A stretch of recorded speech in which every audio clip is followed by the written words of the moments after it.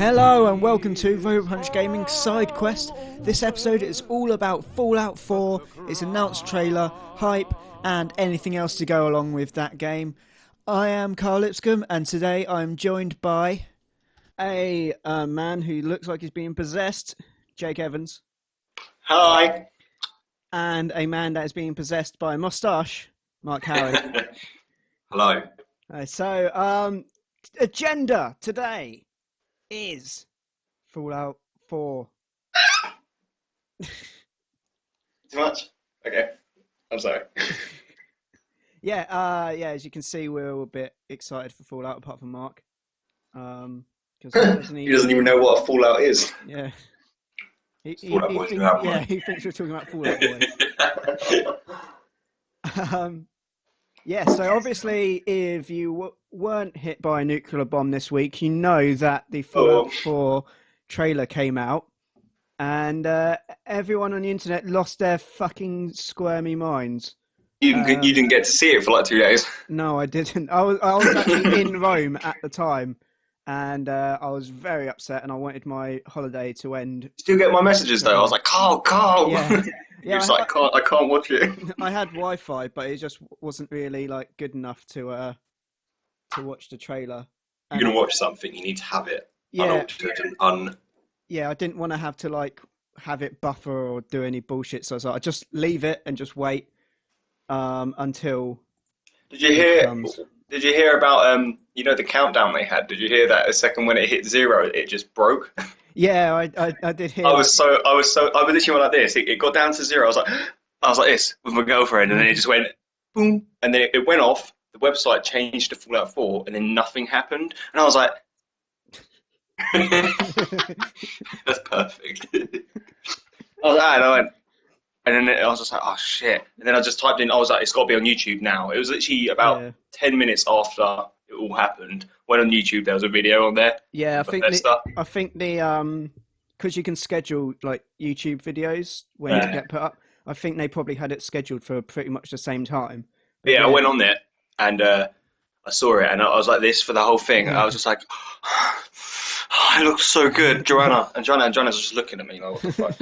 And I literally, at the end, right at the end of the trailer, I went all teary and I just went, I'm watching it again. And literally about 50 times later, then I put it on her TV and then watched it. You just put it on her face and had sex with her. Yeah, I've literally had a boner for the last 4 days for this game. I got serious cramp. So I watched the trailer quite soon after, because I saw the countdown initially, and I was excited for Jake because obviously I don't know how much he loves. He messaged me. He was like, "Are you completely pumped?" And I was like, but I saw the countdown for it, and I thought, "Oh, this is excellent. I love it when game developers actually do like these type of events, like a launch event, like almost like a countdown, and then everybody's like that sort of thing." Although I'm not a massive fan of a game series, I've played it before, and I know that the fan base for it is completely hardcore, so I got caught up in the hype for it, even though it's not.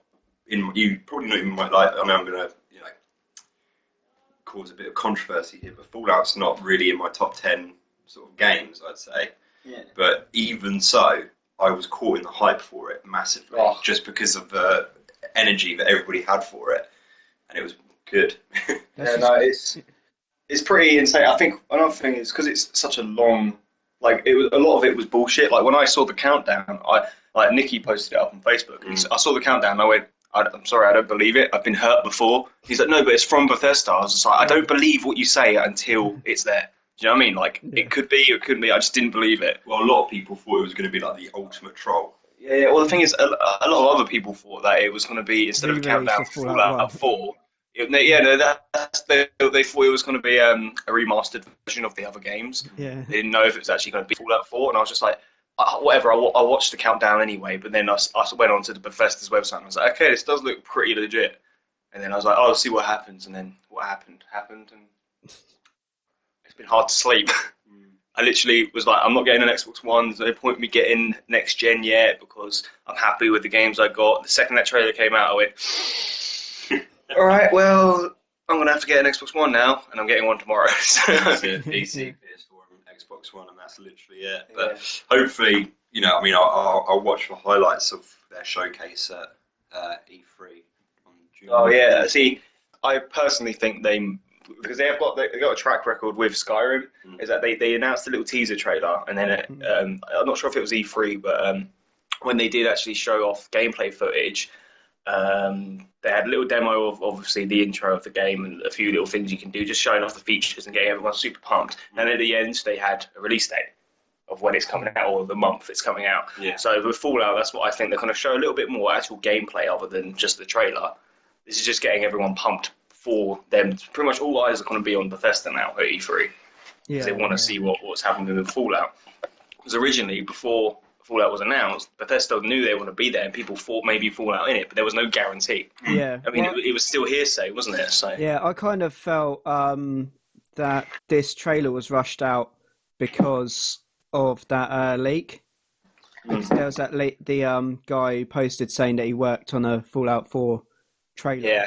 I felt that they put the trailer out early because of that, and then they were like, "Look, that's out the way. You knew that was coming.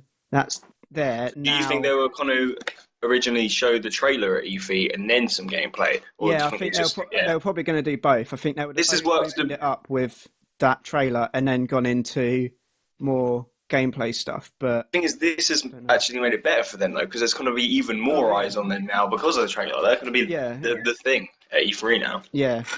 I mean, I would have liked a bit of more of a surprise actually at an event such as E3.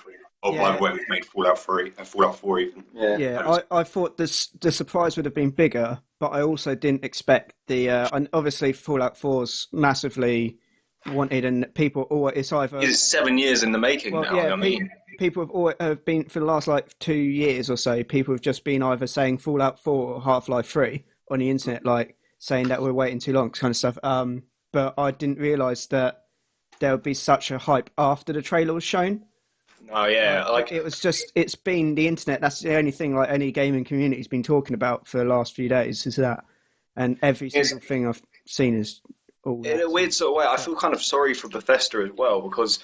You know what I mean? For years, they've never denied the fact that they were doing it or confirmed. So they just said that we're working on a new project, and they've been doing that since I think it's roughly when Skyrim was in development, or near the end of when Skyrim came out. It's been bang on it, but they've been working on it in the backgrounds for 5 years. But they've never actually said what they were doing. Yeah, it was 2012. I think they announced they were working on an unannounced game, and that was after the last bit of Skyrim DLC came out, but it's been 7-8 years, so they've probably been working pre-production since. Yeah, definitely. Well, the thing is, Fallout. 3 years ago, there was a concept thing released of a character model for Fallout, but everyone thought it was fake. Yeah. And the funny thing is now it's actually not. It's the jumpsuit is exactly the same as the 111 jumpsuit, and he looks the same. It's a drawing. Yeah. But it's the same style. I saw that earlier. Yeah. But that came out 3 years ago. So in terms of the actual game itself, because obviously, the previous Fallouts, like Fallout 3 and Fallout New Vegas, they've had very sort of specific locations as to where the game is based. Yeah. Now, as I understand, this one, Fallout 4, is going to be Boston. Yeah. Right, okay. Well, what they did, originally, the old games, Fallout 1 and 2, and... the Brotherhood I wouldn't really count, or Tactics or anything, but Fallout 1 and 2 on the original PC was based in California. You know what I mean? Around that sort of area. And that's where the Boneyard was. Hollywood, if I remember correctly, was the Boneyard. So that's where they all based it, on that side of the country. But then when Bethesda got the rights to Fallout, they thought, well, we're going to go on the opposite kind of spectrum, quite far away, because they don't want to conflict with original content. I mean, they didn't want to conflict with what was already there. Right. So they went all the way to Washington, which is quite far away, so they can kind of mix things up a bit. Coast, yeah.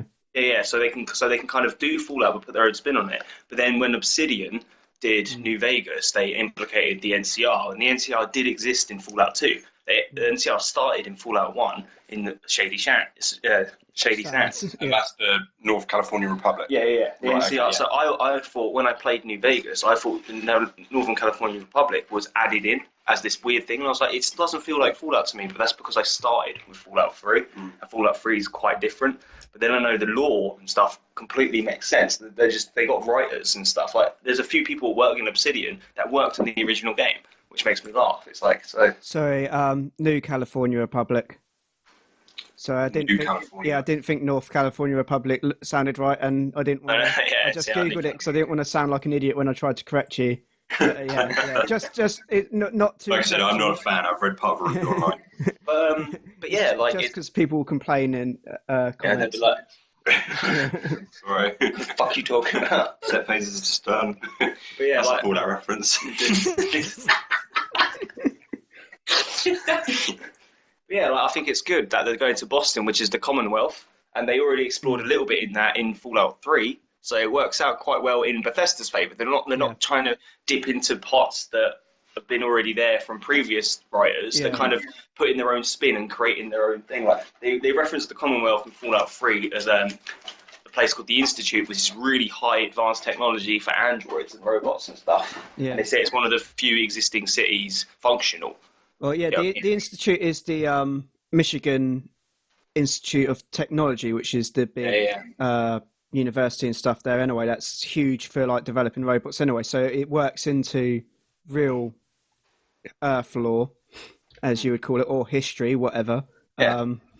But so it works out really well that's kind of makes you think in a weird sort of way, because it was in Fallout 3. Were they planning this from then? I mean, they created the Institute in Fallout 3 with in the Commonwealth, and they said it was in Boston, and that was like just a side quest on Fallout 3. Like development was 2005 or something stupid. Do you know what I mean? So that's like, it's pretty crazy, but I think it's going to be. Well, I mean, these types of, when they come up with an idea for a game, they really do plan a route for it. I think it must be hard because they didn't actually come up with the Fallout games. They've had to. They don't want to. Like branch out too far from what the original fans were into. They don't want to break the law in any sort of way. They don't want to create a big faction that controls half of America, because it will conflict with how it used to be. You know what I mean? Any type of sort of production of anything big like this is always going to have its, eggshells, like stepping on sort of thing. Well, that's what people got annoyed enough about the Brotherhood of Steel, how they treated that in 3, because Brotherhood of Steel don't accept outsiders at all. Yeah, they don't accept outsiders. They're not really. They accepted me. Yeah, they don't. They don't. Because you had a mustache. Yeah. They don't care about wastelanders or anything. They just care about getting technology and just basically making themselves. That's why I liked them in New Vegas more. They were more like the Brotherhood of Steel in New Vegas. They didn't give a shit. They stuck to themselves. The only reason they even liked you is because they kind of had to. You know what I mean? Like they hated you. They put a collar on your neck. Said, if you don't work for us, we'll blow your head off. That's how it worked. They were using you. Which is so that's in this one. Are they going, because it is directly northeast of Washington? I don't know the. Is it going to be basically? It's by the coast though, isn't it? Michigan is Detroit and stuff.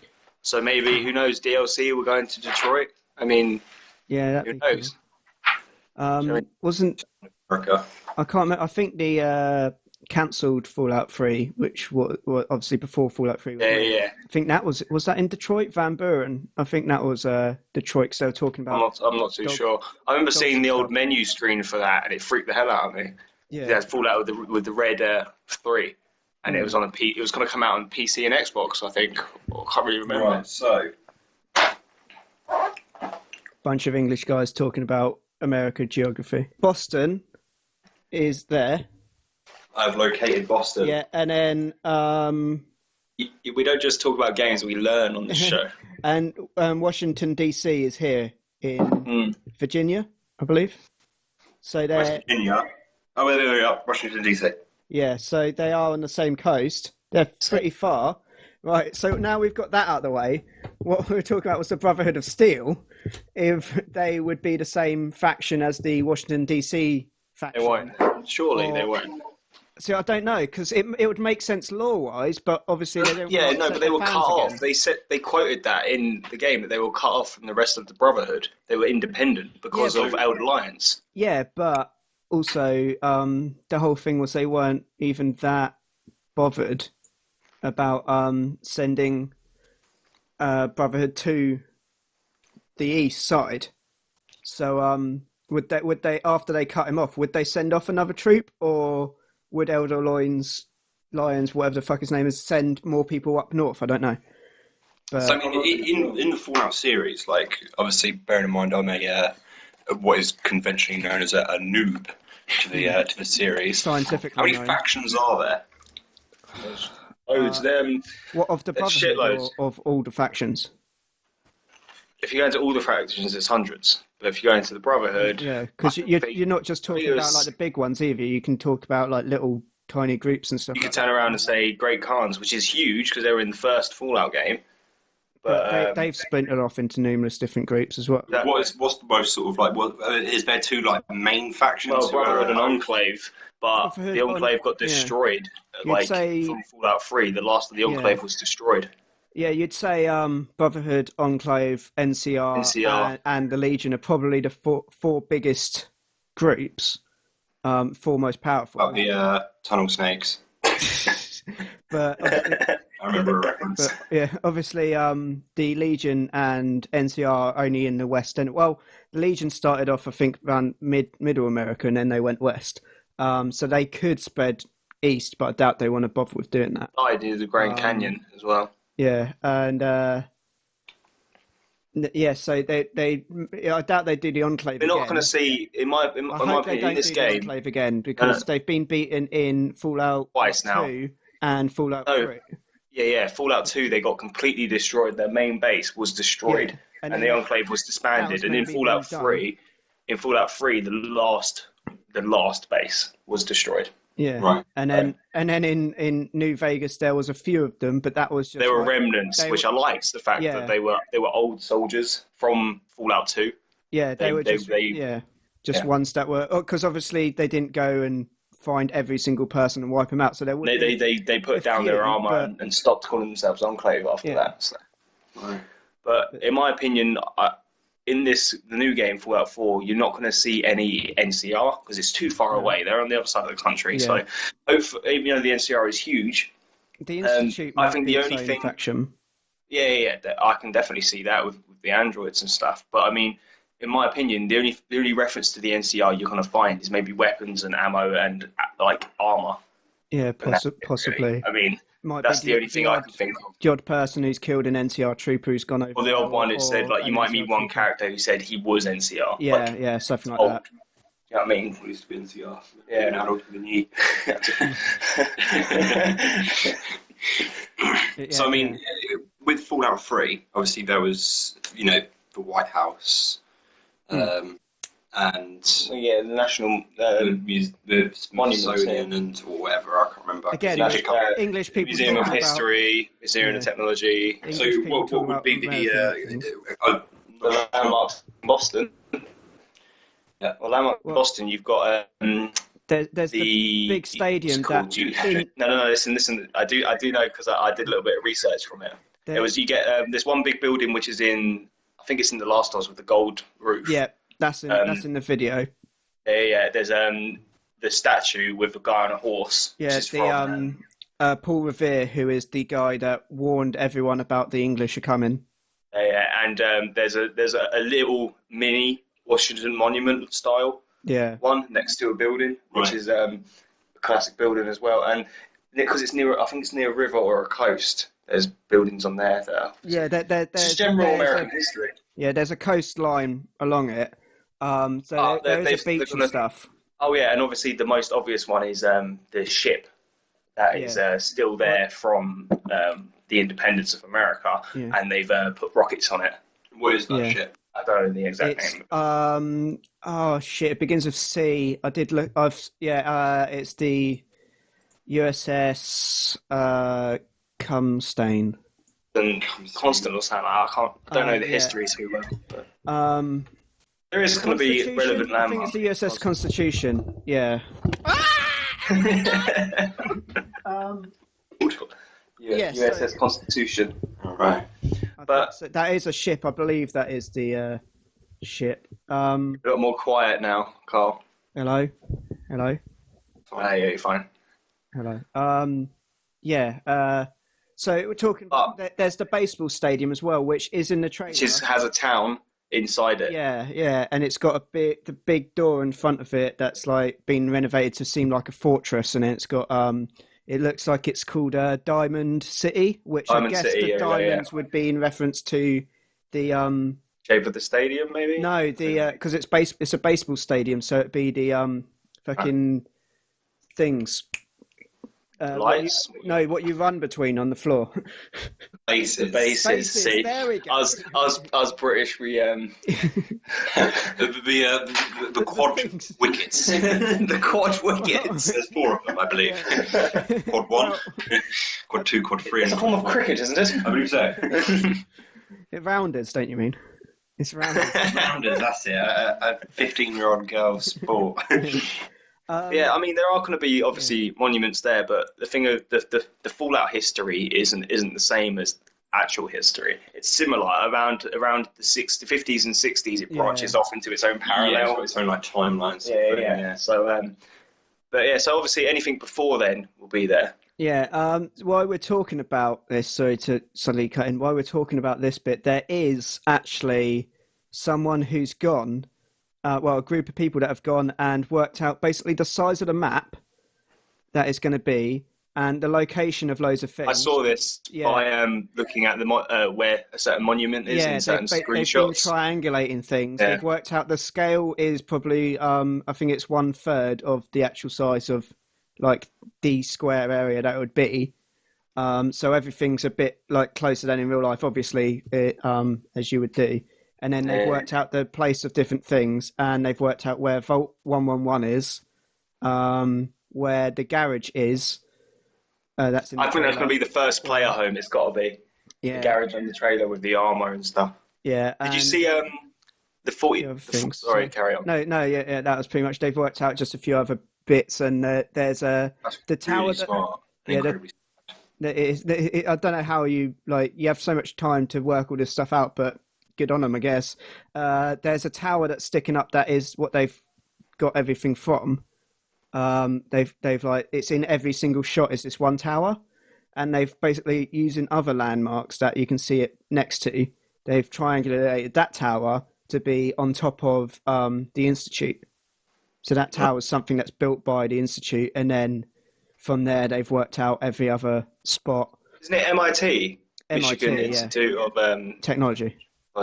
Yeah.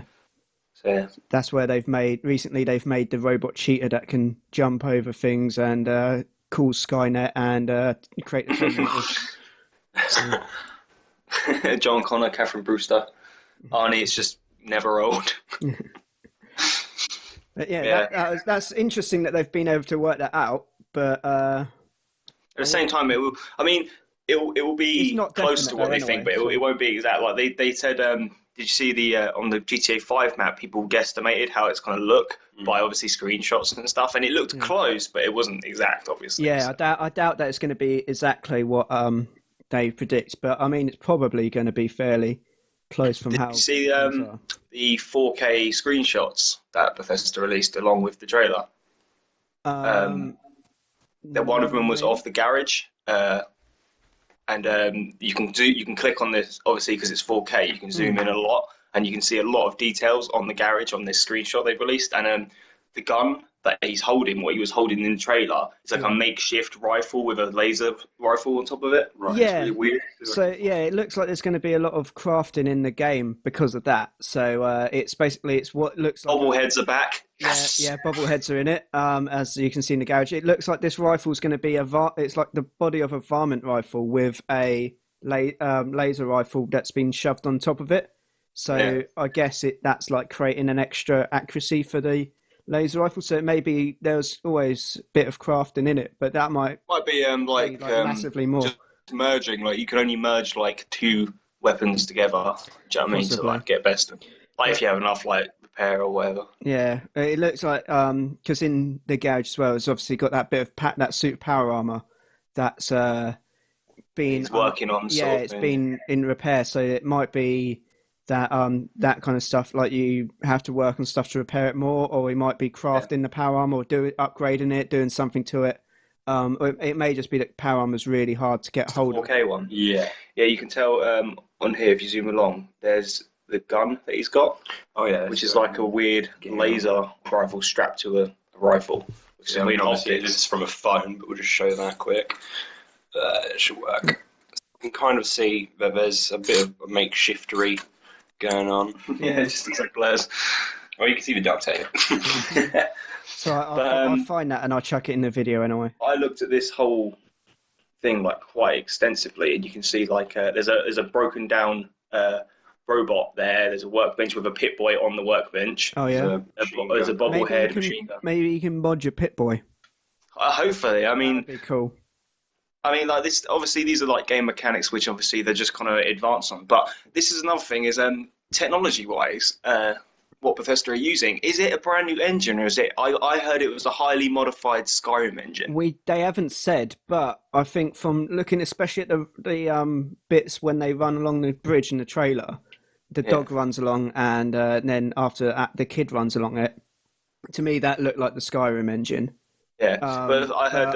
I don't know. It may be. I just heard it was a highly modified, beefed up version, because obviously there's no way it's the same engine as what they were using. No. I mean, and this is another thing. People saw it and they were like, "Oh yeah, the graphics aren't that great on this game." I was like, "Well, excuse me, the trailer is all in game as well. There's in-game animations and screenshots. You've got to manage people's expectations." But the thing is, Fallout's never been one for amazing, outstanding graphics on people. But you look at the environment of that game; it looks amazing. Yeah, I mean, the draw distance, because of the newer generation of consoles, it's going to be outstanding. Yeah, it's huge. How far you can see, and it has kind of a very artistic style anyway. I mean, so. Yeah, they look like it. They've made it a bit more. I don't know, cartoony. People have complained about the color and stuff. The first time I watched it, I said I did think it looked a bit too cartoony, a bit too colourful. But then when watching it again and again. It does. Yeah. When you actually are looking at the screenshots, you can see things a bit more, and because it switches back from pre-war to after, and because all the pre-war stuff's really bright, super colourful. It's obviously meant to look quite 50s as well. So obviously, because the thing is, it blurs in your memory. It kind of blurs together. And because sorry, carry on for a sec. Yeah, on some of the screenshots as well, people are like, "Oh, it looks too cartoony. It looks way too bright." But you look at something like the one with the Deathclaw and stuff, and you look at the lighting. Like there's a little bit from the trailer where you can see two super mutants walking with by the bus, the lighting behind it, and the shadowing and the lighting looks absolutely amazing. So obviously people, it's not actual textures as well. It's just in general like the physics as well. When you see all the ghoul kind of creatures running through, they hit all the cans out of the way and everything else. I mean, in my opinion, it's kind of look great. I'd rather have a game which was honest up front about its graphics in the trailer than watching a trailer which was like, oh my god, ultimate CG, and then you get some fucking 8-bit. That's what it looks like shit. That's what I've heard a lot now. Like a lot of people kind of like calmed down or watched it more times and kind of like got used to it. I've heard a lot of people saying, well, at least it's not Watch Dogs, at least it's not Witcher 3, where they downgraded after what the trailer. After showing an amazing trailer. But that was also, CG. There's the one issue that I have with the graphics in the trailer, and that I think affects a lot of people, and that is, I think there's the one bit of CGI that's in the trailer is the end sequence when you see the character and he goes, "Let's go, pal!" Yeah, that's I'm sure that may be in-game engine, but it's not. The actual manipulated, in-game. Obviously, for the trailer, and that's what I mean about the guy, the dog coming in as well. That's manipulated. That's all in-game. That's all engine, but it's not actually running in-game. But they've also, especially with the guy, they've always done this with the Fallout opening sequences and stuff. They never look quite right, and it's kind of like they're doing a homage to the first two Fallout games because the graphics are obviously so bad and everything looks like weird plasticky, and that's what he looks exactly like, that same graphic style that they do in the cutscenes. Well, not really cutscenes, just the intro sequence. Yeah, I did notice. I think that's all it is. I think it's just that is like an homage to how they used to be. You look at things like you look at the power armor suit, and it looks more like how it looked in the original games in the CG. Not that the CG's bad; it looks amazing, the textures and stuff, but they've definitely tried to kind of implicate more of a classic Fallout feel, which I think's better. Like the skin-tight jumpsuits have always been in all the Fallout games, but then when Bethesda got it, they made it this really baggy sort of jumpsuit because they wanted to rebrand it. They're kind of going back to their original artistic style, but I think it looks great. And I know for a fact when we get hold of the game ourselves and look at it, sure, the characters may not be on par with some games like Grand Theft Auto. The characters may not look that good, but I guarantee the environment will look astounding. Well, yeah, the size of the game as well. Like a lot of people look at Skyrim. The animations for the characters and the textures on the characters are pretty bad, but Skyrim looks amazing. Yeah, that's the thing. When it's a big open world, you're looking at the world. That's what you look for in an RPG. You don't go up to someone's face. Like if you do come up, especially in things like Fallout and Skyrim, the rare occasion you do come across someone, you don't go right up to their face and go. I can't quite see your eyelashes, so you're more busy looking at the world and being like. Yeah, a lot more like linear games. Still looks great now, so easier. Like linear games can focus more on more on one point. Like you look at a game like The Last of Us, where everything's focused down to level based, and I love The Last of Us. It's one of my favorite games. But the reason why it looks so good is because they've only got small environments to deal with, and they've put all of the power into it. Yeah. On a game like Fallout, it's all open. Yeah. So to get that level of scale of what they have in the trailers with the lighting and the physics and the textures and whatever, I think it's outstanding. I think Bethesda as a game developer as well, I wouldn't want to say like limited as to how they can actually sort of produce a game. But obviously, the games that they've released in the past, like the other Fallouts and obviously the Skyrim games and stuff like that, they know what they're doing with the genre that they're playing with.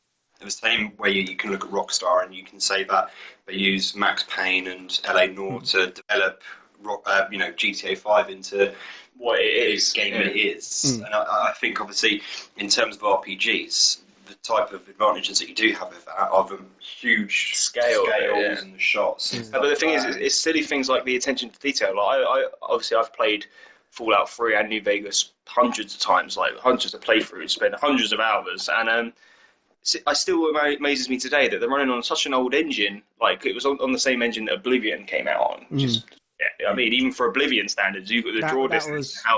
It's shocking. That was like first year of the 360 coming out or something. Yeah, 2005. It's running off an engine which is from 2005. And it's still the attention to detail. You look at things like you can pick up cans, and they've modelled these cans and put it down and given it physics, like silly little things. Like a lot of games, obviously, you can't interact with the environment as much as you can with things like Fallout, especially. That's another thing you say, Last of Us, isn't it? I haven't actually played it, but I hear like the majority of the environment doesn't move. It doesn't move. It's only select items that will move, and then they're the ones that you use for. But it looks amazing. If you when you're going through the game, it looks astounding. But because everything's fixed, you can't. I'm not saying that's a bad thing. I'm saying it depends on what do you want out of a project. You know what I mean? Do you want the cinematic, realistic feel? Then it is gonna be very linear to get that feeling. But if you want something super open, Carl, put your hand towards the thing. Kind of weird. There we go. Reverse. If you want that realistic feel, then it's going to be linear. But you want size and scope on the realistic facts that you can go anywhere and pick up anything and do anything. Then of course it's going to be impossible to make a game with such detail. Otherwise, it's going to take 20 years to make. Do you know what I mean? So it's just facts. Yeah. Well, by the time that you finished making that game, then the graphics are going to be hugely outdated anyway. You got to remember, Fallout 4 has probably been in development for a good 4 years now. Do you know what I mean? At least, on heavy duty, sort of, getting on with it. So, 4 years ago, you can tell it's not an adapted project. This is what I like about it. It's not a game which was created in mind for the last generation, but then just buffed up for the next gen. That's not a next gen title. This game is solely going to be on the new consoles. That brings me on to another point that I want to make, right? I've seen a lot of people saying there's a big rumor as well saying that it's coming out on last gen, and a lot of people today it came out. Yeah, there's one of the community reps on the Bethesda forum said, and now that's gone around everywhere. He said the types of things we're trying to do with this game just won't work. We can't do it. But there's this leaked rumor that because it said that it was going to be in Boston and it had all these other facts and it's on Reddit, people are now taking that as truth because they were right about the location of the game, even though there was other things that before that kind of hinted that it was going to be in Boston. The fact that there was a Bethesda team. The fact that the team went over there. Looking at all the monuments going to MIT and looking at their building. Fucking make a new skylight, a fucking new Elder Scrolls over. Did you see what Ron Perlman put on his Twitter? He said it was the hardest secret he had to ever had to keep. Yeah. That's what he said about Fallout. I mean, because I've seen the same sort of speculation across other sort of forums and stuff like that. But it will be on next. It will be on last generation as well. Which first of all, games now are sort of trying to distance themselves away from the last generation. Finally, I mean, the new console's already been out like 2 years. Yeah. That's what I've. But that's why I never. If Fallout 4 did come out on a 360, I would have got it on the 360. Yeah. I would have. So the fact that it isn't is kicking people up the arse to say, well, you have to move on, and you're going to get a much better experience on a next generation console. It's obvious. And the thing is, it's maybe hassle to buy it, but it's going to be better. It goes back to the whole sort of argument about, pleasing your customers in the sense that a lot of people who don't have next gen sort of consoles are going to be quite annoyed at this fact, and it's something that they're just going to have to sort of get on with. And because I don't know about like you, Carl, or anything like that, or I know with you as well. But I mean, when it came to me getting my Xbox, I didn't get my Xbox One until about a year after its initial release. I got on release day. I saved up. But yeah. The money to actually get it and stuff like that, and I'm actually still paying it off now. Yeah, that's the thing that annoyed me, is like a lot of people are like, oh, well, there wasn't any warning. One, the game hasn't come out yet, so there is warning for you now to save.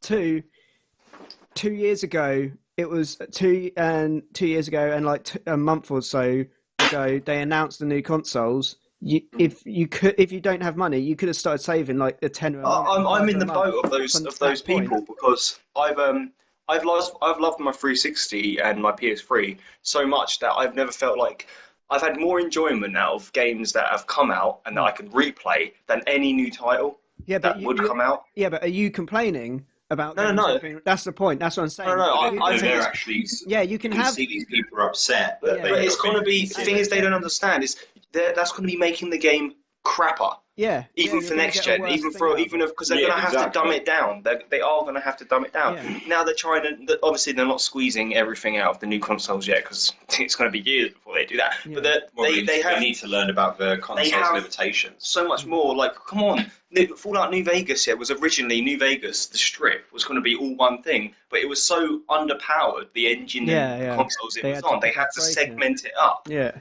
So it actually comes sort of like a loading barrier. Yeah, exactly. Like it's a physical barrier in the game. There's a metal sheet there, so it's not just like you're hitting a loading screen. There is they've made a reason for it to beat or put points in there to do it. That's something which annoyed me about the old Fable games. When you come to like I'd mention it like that almost, where you'd come to like an entrance to a town.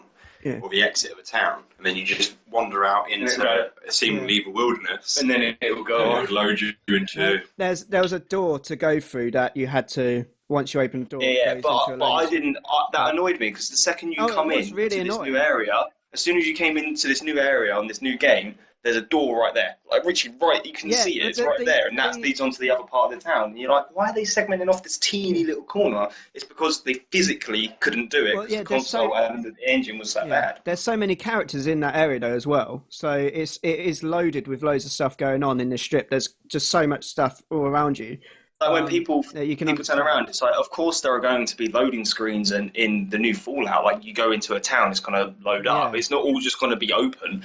But it's definitely going to be way more advanced than it ever has been ever. Yeah, people seem to have an unrealistic expectation about loading screens. Like, they're always like, oh, now it's going to be a time that loading screens are going to be gone. But if anything, loading screens are still going to be here, because there's even more demand on what they're loading. Exactly. That's the thing. That's sure, if the games weren't advancing, then we could get rid of loading screens easily. We could do Fallout 3 now without any loading screens. All open without nothing. Yeah. I mean, but what's the... you don't want that exact thing again. You need a better game. You need it to do more stuff. Man, what are you about? Loading screens are amazing. If I run in a door, I don't want people coming in straight away. I mean, loading screens are literally, when it comes to games, loading screens are unnecessary evil. Yeah, exactly. You need them. I would prefer to have to wait like however long for something awesome to happen on the other side of that loading screen, rather than just everything be mundane and look really bad. And yeah, definitely. So from a physical point of view, I don't know a lot about. I've never created a video game before, but I tried to know as much as I can about it. Like at the moment, just from the trailer, looking at it, I think it looks fucking. Because I know the size and scope that it's going to be. You know what I mean? Yeah. So I'm looking at it and I go, this is going to be so good. And it's going to look even better when you get it. And after a few updates and a few DLCs, it's going to look even better. Yeah. So, well, yeah, if you complain about the graphics, just get on PC and then you can mod it later anyway. Exactly.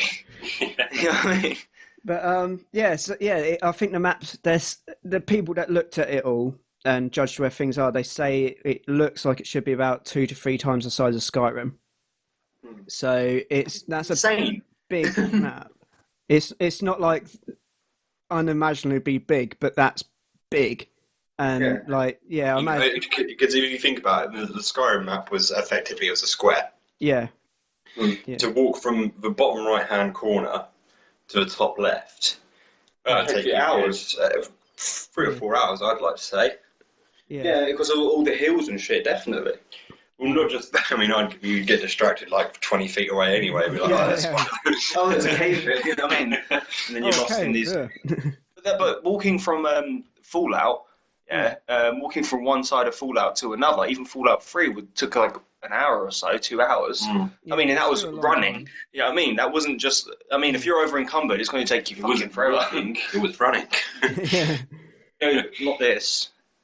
It was this.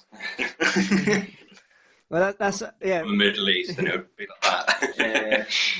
Saying about that, the animations look the same.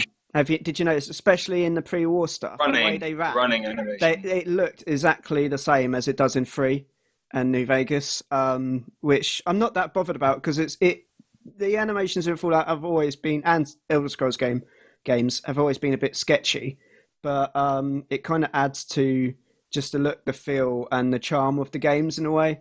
That's just how they are. I mean, how many times have you played either Fallout or Skyrim and people were like this close to each other in a door and they're like, hi, how are you? Yeah.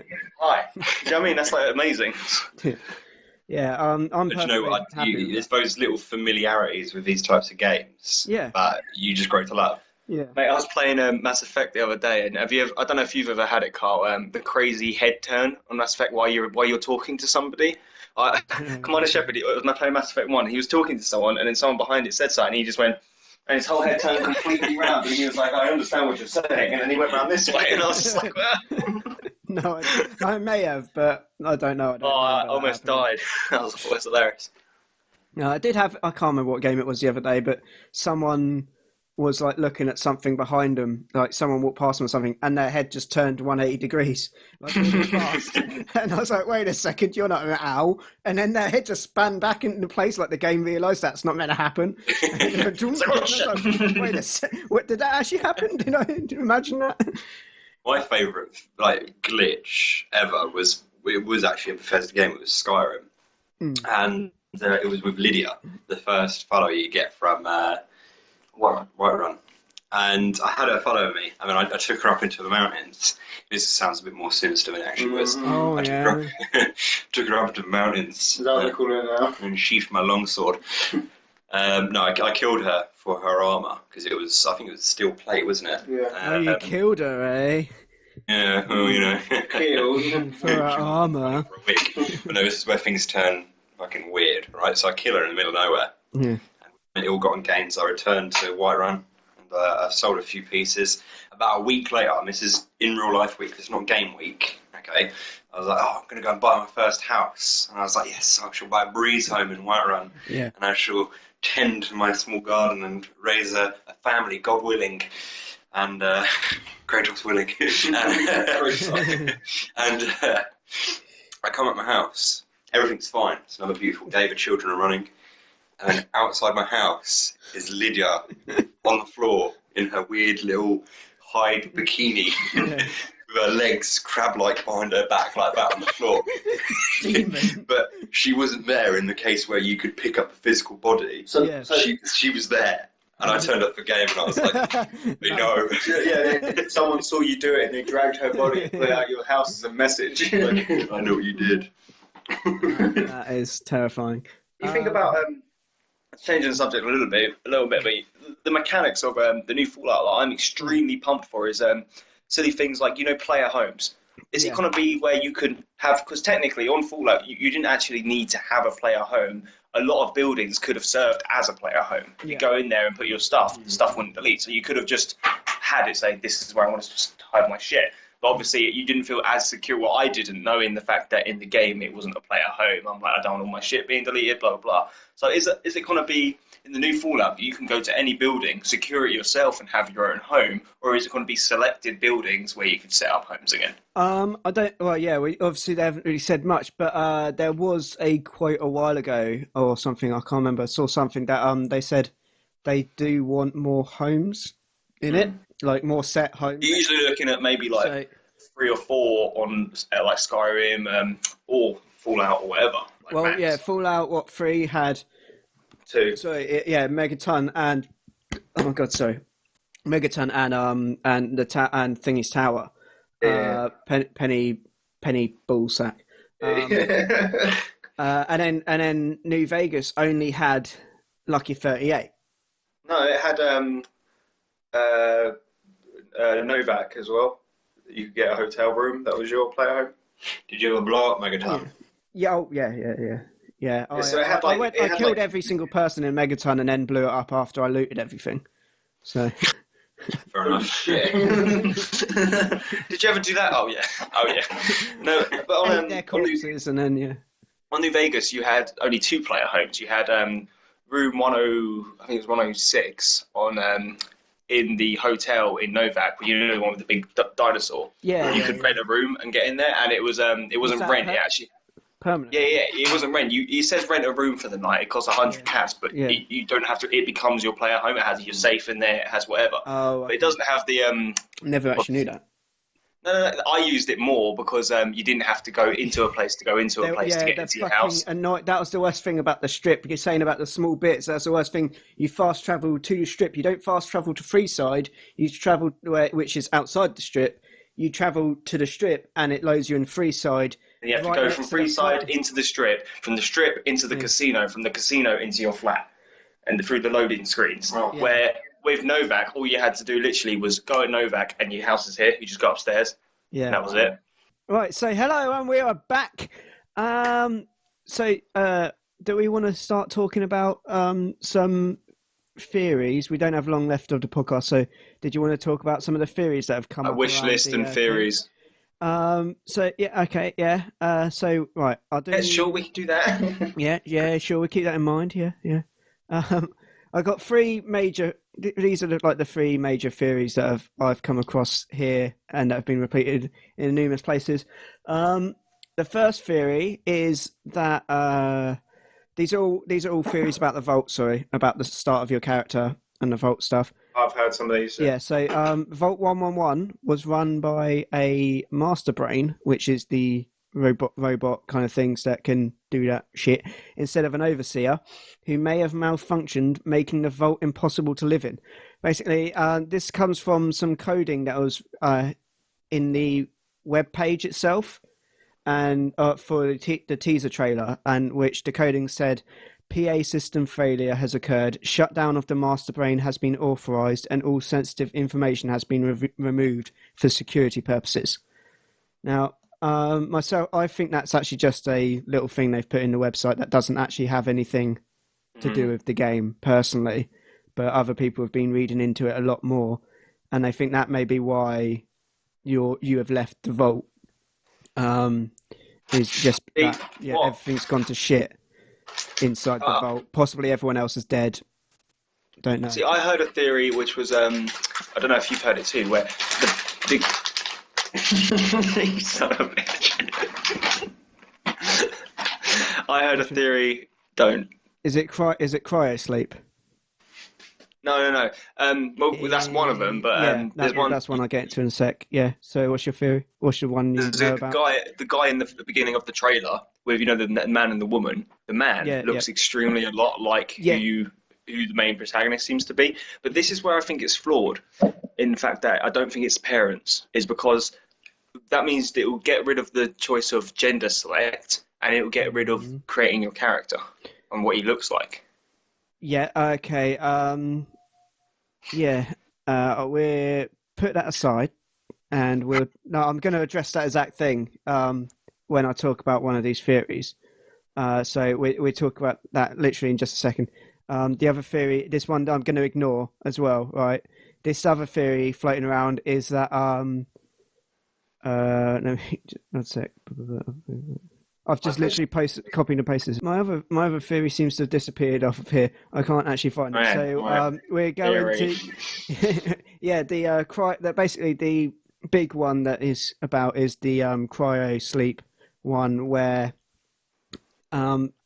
basically the protagonist is the dad or the baby or something. As you said, he does really look like the dad, and that would work in the fact of if each vault has a like scientific test to it. So this test could be cryo sleep, that everyone in the vault gets put into cryo sleep, and then at a certain set date or something, they awoken and they come into the world as it is. So yeah, it's possible that you'd be the dad in that situation. The other thing though is that you could just easily be the mum. They've just shown the male protagonist, but you could be the mum of that situation instead, and you can still possibly, because that was all in game anyway. You could make your character and then have that character go, and you start off the game, because that was all obviously all in-game action, the pre-war stuff. That was all running in game, so that could be that you start off the game as the bombs are dropping. You run to the vault, and then you get in the vault and you go to cryosleep. Now, what were the possibilities of why you seem to be the only person coming out is different. Is fairly different. What a purifier chip! Yeah. One nice one that I've heard. My idea personally was that basically just the vault's fucked up and everything's malfunctioned. Like every single vault there is. Yeah, and yeah, exactly. It's a big trend with them that they malfunction in some way. They were done on that. They're supposed to do that on purpose by Vault-Tec, though. Well, yeah, some of them. A lot of them have tests like something malfunctions, and that's the test. Yeah. But, this one could generally be just the test was the cryosleep, but it malfunctioned, and you were the only person to survive, and that's why you're on your own. Or the other idea, which was a nice one that I saw someone else post, was it's basically the reverse of Fallout 3. So this is the one that I think is true. You've woken up, so you are the dad, or the mum, and you've woken up after everyone else basically has already left, and maybe they couldn't get you out for whatever reason, and then you're tracking down the baby, the son. So it's the reverse of Fallout 3 in the fact that rather than tracking down that isn't what I had. I thought it was the one what I heard was which I think would be quite cool, is right at the beginning, when they're running through the pre-war, you are the baby, but when it comes to the vault, they only take the baby and they leave the parents out there. Yeah. So the baby goes in, the baby grows up, goes in cryo, whatever.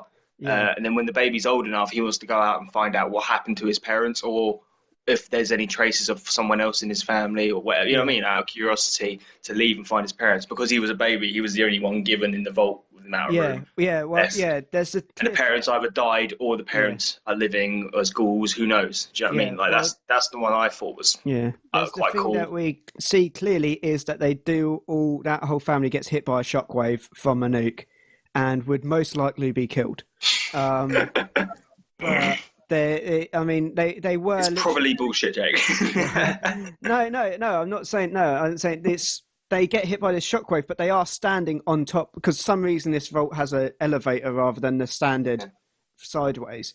So it could generally be that they get hit by the shockwave, but then the elevator starts like directly at that time, and before anything else happens, they just brought down into the vault. Your idea could also be right in some way that, like, because of that they just take the baby, or possibly everyone else gets knocked off the platform, but it's just the baby that gets lowered down into the vault on its own. So you could be the only person in the entire vault. Yeah, just robots looked after him. Yeah, just or he got super smart and did it himself. Baby Einstein. That was a terrible film. I don't know. Do you think this is another thing that I was kind of hoping? I don't think it is going to happen. Is if ghoulification is a thing for your character. I really hope that's true. It probably won't be because it'll conflict with a lot of shit. But I do like the idea of the fact that if you have too much radiation, you can take a perk where if you have too much radiation, there's a possibility you can start turning into a ghoul. I mean, that would just, for me... I think everyone who plays Fallout gets really into it likes the idea of playing as a ghoul, and there's also like other things that they can do. You're like silly things like you're a lot weaker, you cripple a lot easier, and you don't have as much health, but your endurance is higher, and your resistance through radiation is a lot more high. Well, there's one idea that I hear a lot from people is that you regen through radiation. You can heal yourself through being radiated, which would be cool. But yeah, I don't think they would, just because it would mean they would pretty much have to rewrite every conversation in the game for being a ghoul, because ghouls are looked down upon so much.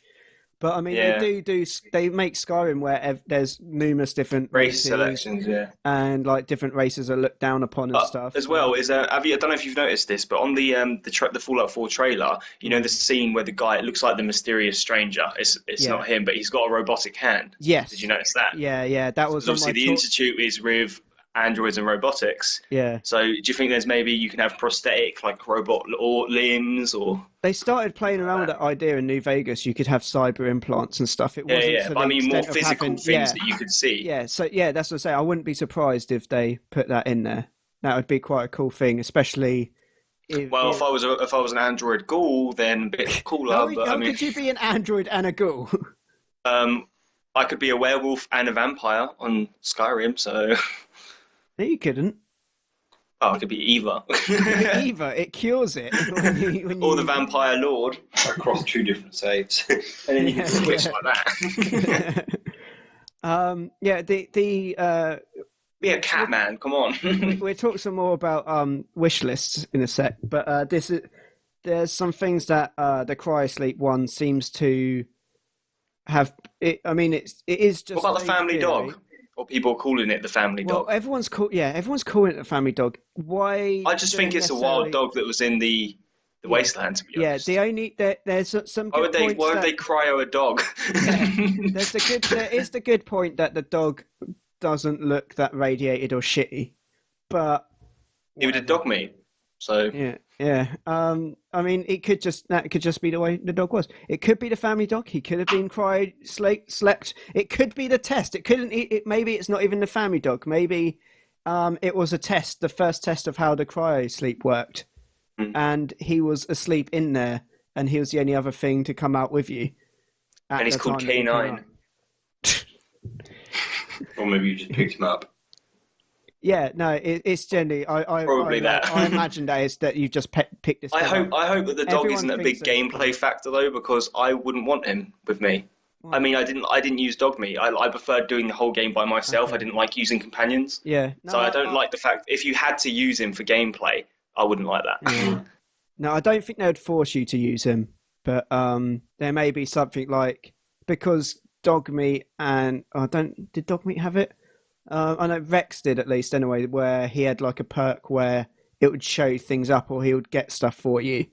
No, with dog meat, you get a perk where if he died, he would come back. Yeah, but they could elaborate on. Well, it was called puppies. Yeah, it was a puppy. It wasn't the actual dog. Some reason his puppies just grew really fast, and you never saw him with another dog. I know, and they looked exactly the same. And they all waited for you outside 101. Like, if your second dog meat died, there'll be another one at 101. Yeah, he was clearly an asexual dog, just bred on his own. It was the radiation. Yeah. That's all it did to him. Was just. But he was super underpowered anyway, dog meat. He would die like that. So I don't know. Well, yeah, there's loads of people I've seen online said that they never took dog meat anywhere with them. They just didn't want him to die. Yeah, they left him at Megaton because they. Yeah, in his house. In your house. Yeah. But they could add more stuff to the dog, like that it would help you do certain things, but I don't think they would make it crucial to the gameplay. So that the. Do you think companions will be back? Yes, definitely, 100%. They'll be back. Yeah, I don't see why they wouldn't bring them back. They were quite a big part of both Fallout 3 and New Vegas, and they were a big part of 1 and 2 Just Boone's there. I would really want my beret back, please. If you take his outfit, you want it. I just like the idea that he's not a companion. He's just standing like Easter egg somewhere, just complaining about not having his beret. Or if you see any Legion, tell him I'm coming for him. I mean, just like really angry. There's no Legion on this side of America. Well, if you see them. If. What the hell's the Legion? Yeah, I have no idea. There was a casting call for voice actors ages ago now. And in the casting call stuff, there was a casting call for the main character's voice.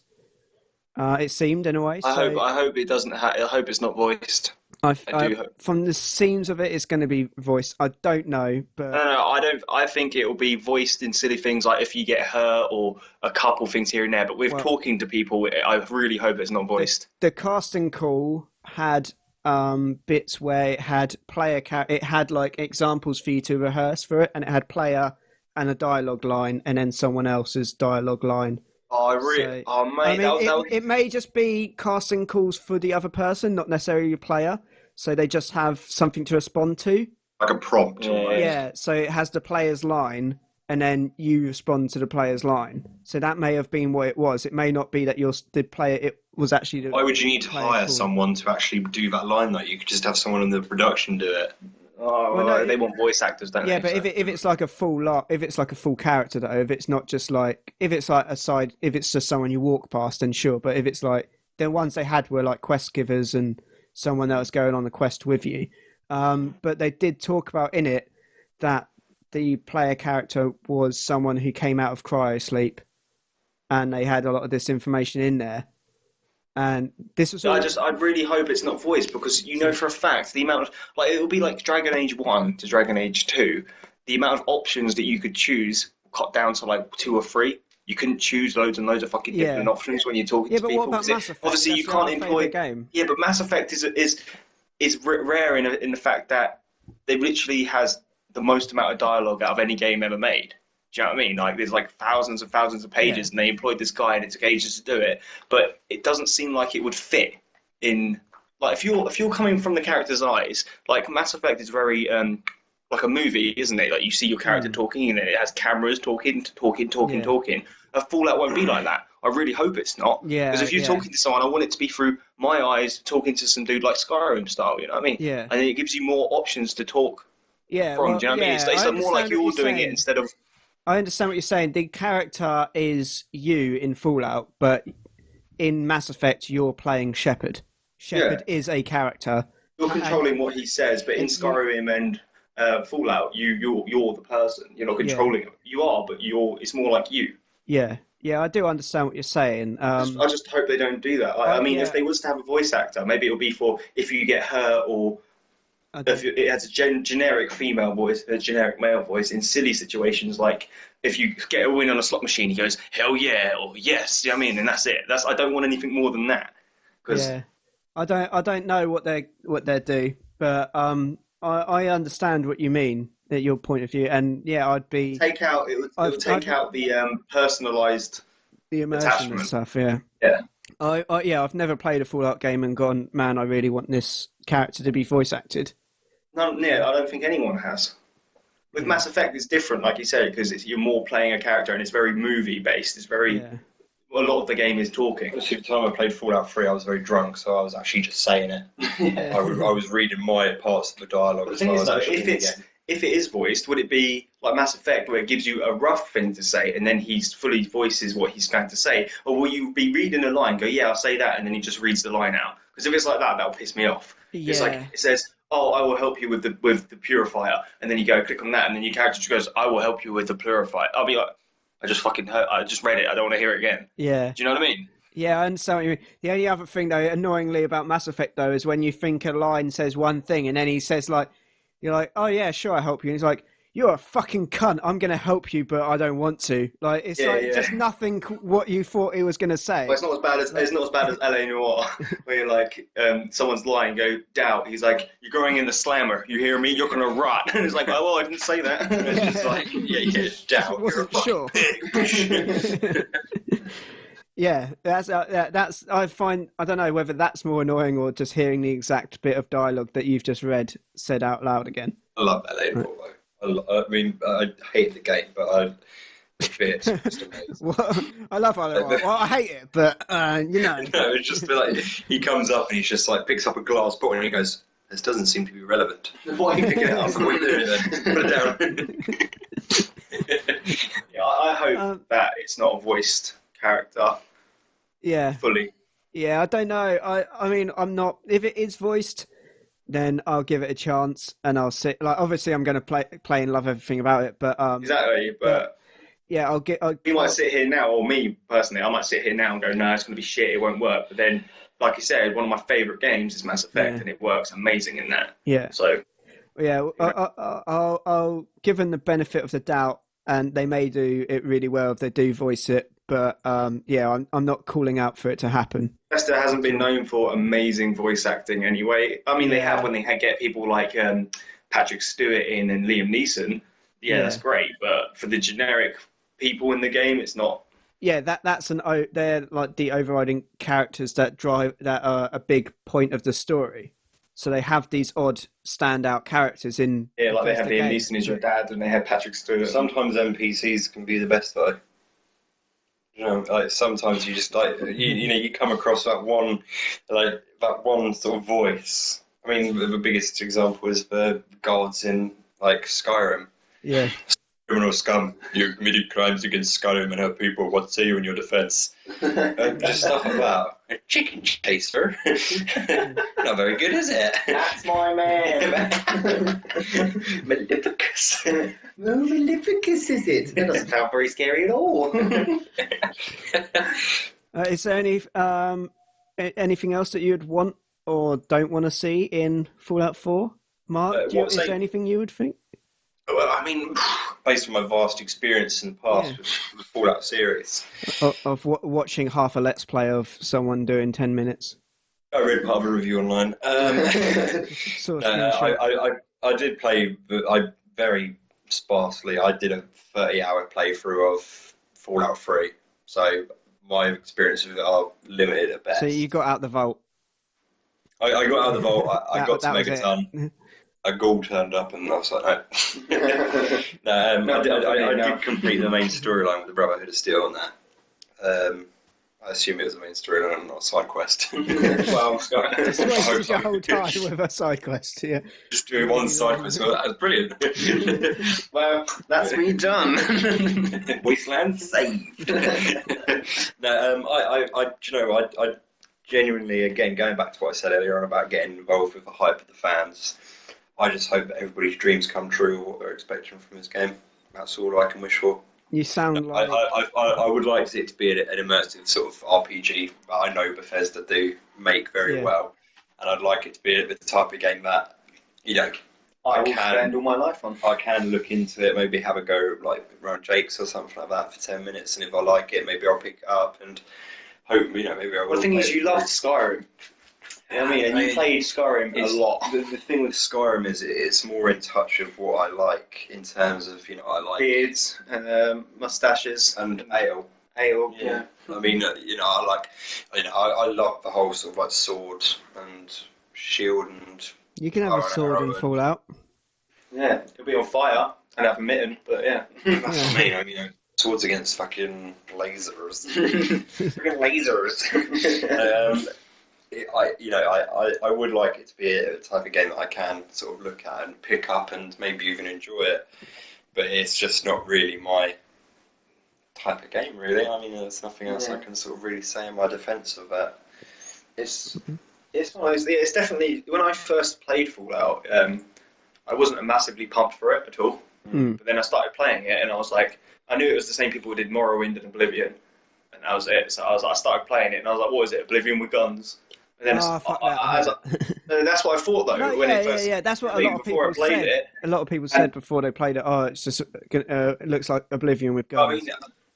I think maybe because like you said, with Fallout 3, I was very sort of sparsely, sort of like, I guess, like that sort of thing. But with Skyrim, I was like, yes. The thing was, the combat in Fallout 3 wasn't great. It may be worth it. However, I've explored the sort of RPG genre a bit more with Skyrim. Maybe Fallout 4 is something that I can, because Skyrim was my first real RPG on a console. Yeah. And now that I've got that experience, maybe I'm a bit more open when it comes to Fallout 4. Because with Fallout 3, I just sort of like, right, that's where I've got to go. That's where I've got to go. But now that I've got the experience of an RPG behind me, and if I do pick up, because I only borrowed Fallout 3 from you, and every day you message me, Duke, can I have it back yet? I didn't play it, and then I knew he was playing it, so I wanted to play it. So maybe it's something that, like I said, I can go back to with a bit more, a bit more sort of my own familiarities with an RPG game, and maybe I can sort of do it. Fallout's never really, like you said, it was Bethesda's first go at a first-person shooter. Yeah.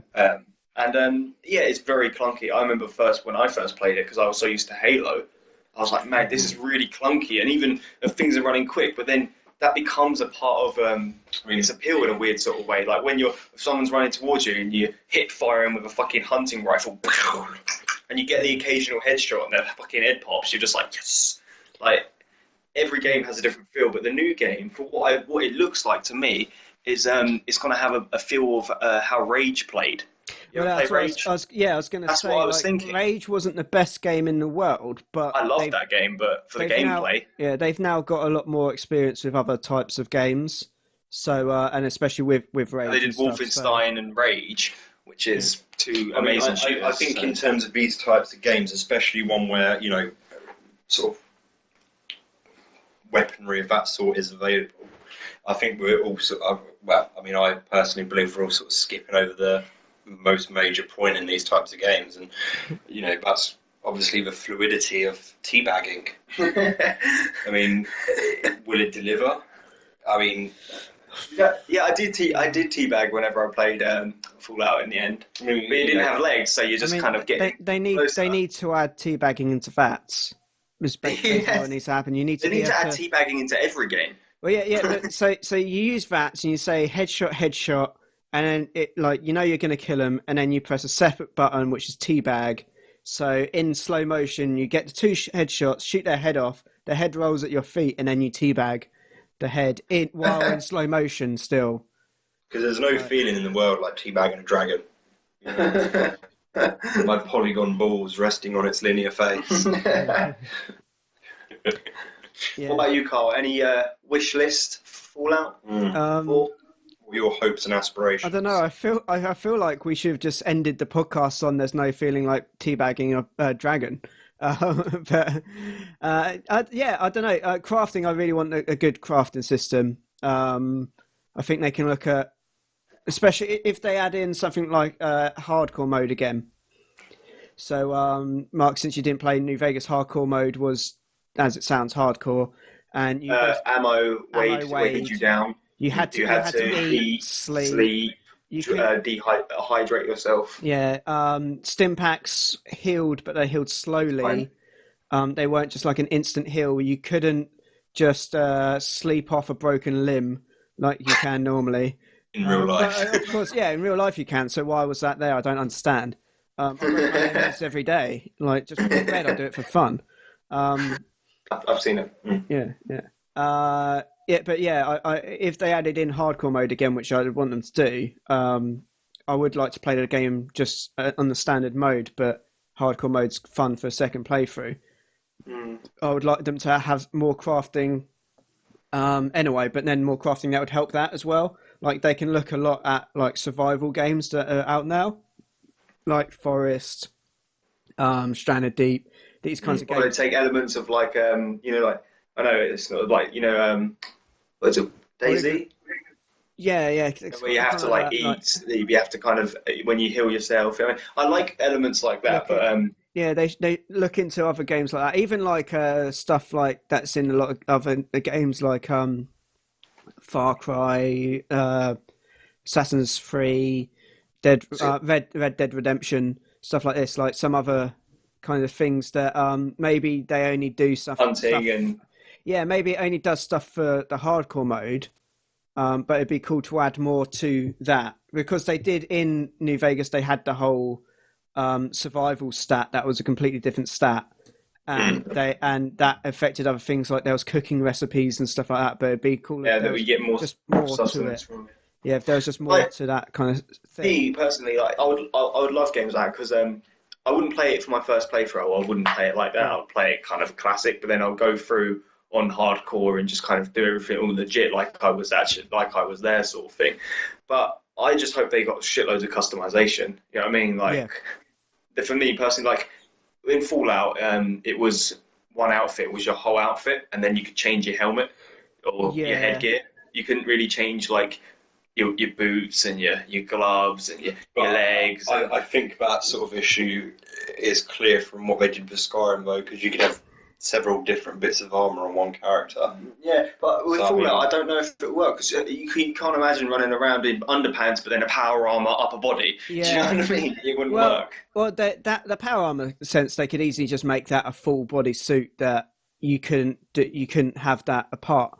But they did say before, because Oblivion had it where you could wear individual parts as well. Morrowind, you could change your shoulder pads differently. Oh, yeah. You know what I mean? Yeah. They did say with Fallout, some reason they said they just didn't. They tried it and it just didn't match the aesthetic they were trying to do. So they just went for full bits. But it would be. It wouldn't bother me if it did happen again. Because as long as they've just got shitloads more outfits. Yeah, it would be nice to be able to mix and match certain things, but like certain bits that do something. Like things for me, like things like headgear, like scarves, hoods, backpacks, things like accessories, things that can add gameplay elements, but still, you know what I mean? Yeah. There we go. My camera started moving again. My camera froze on a really worried looking face. Right. Like if they had things that could possibly help, like sunglasses or a mask, which helps take your a gas mask, it would help stop your breathing. Yeah, I would prefer them to definitely break down the head stuff a lot more. Because but even if they still had the full body kits, but then like you said, like gas masks to help fight radiation, not completely stop it, but just to help it. If there's a place where it's dusty and stuff, you can put a scarf around your face with some shades that make it more visible. Do you know what I mean? Like, and then backpacks, like if they had a backpack system to put up your carry load. Yeah. You know what I mean? And instead of actually just putting a weapon in, it just disappears, like holsters for your weapons. That's what do you know what I mean? Like a holster on your back, like Red Dead. My idea is you have your hotkeys, right? So your hotkeys of your different weapons, but each weapon that you have hotkeyed is on you. So say you could have 2 pistols hotkeyed and a rifle and something else. But that's how it is in The Last of Us. If you had your hotkeyed stuff, you could see it. But then if you wanted to change your pistol out, he gets out his backpack, and you have to switch it through your backpack. Yeah, something like that would be cool. I would like that. I've always liked that idea in games anyway, and I did think about that when Fallout 3 first came out. I think we did speak about it on a podcast once. Yeah. Or about mods, I think, for Fallout 3. I think we did. Yeah, possibly. Anyway, I think that will be it for this week's podcast. Thank you all for listening and or watching to the Robot Punch Gaming podcast. I am Carl Lipscomb, and today I was joined by Jake Evans, the Omega JE, and I was joined by the Alpha MH, Mark Howie. That's me. I'm going to do the double thumb. There you go. Safe no matter what. Closing your eyes. It's fine. Yeah. Block out reality. There's no nuclear bombs coming. So thank you all for listening. I hope you enjoyed it. And we'll see you next time. Patrolling the Mojave Desert almost makes you wish for a nuclear winter.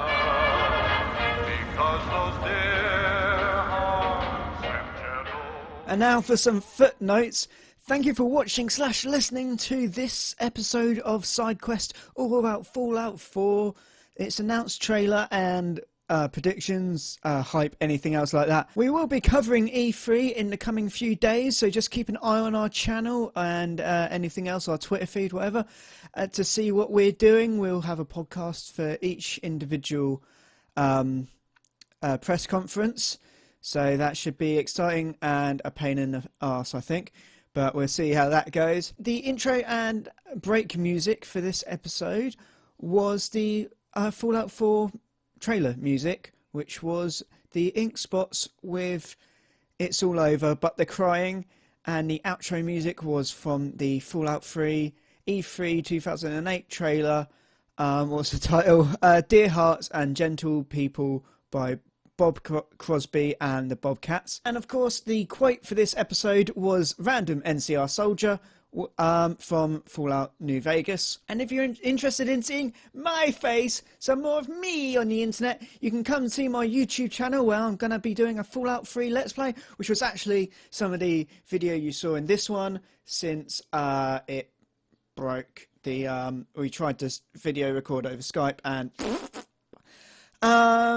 so that didn't work, so I had to improvise with something else. So that was part of my Let's Play series that I've been working on for Fallout 3. So you've already kind of seen it just without my face in the corner and without me speaking over it and sound of the actual video itself. But of course the bits of me is more important. And then also, if you would like to get in contact with us as a whole, not just me, though why would you want to talk to anyone but me?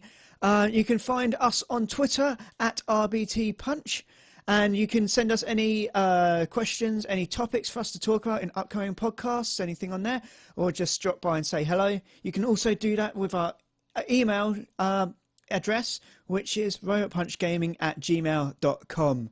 So thank you all for listening or watching, and I'll see you next week. Actually, no, I'll see you tomorrow for E3.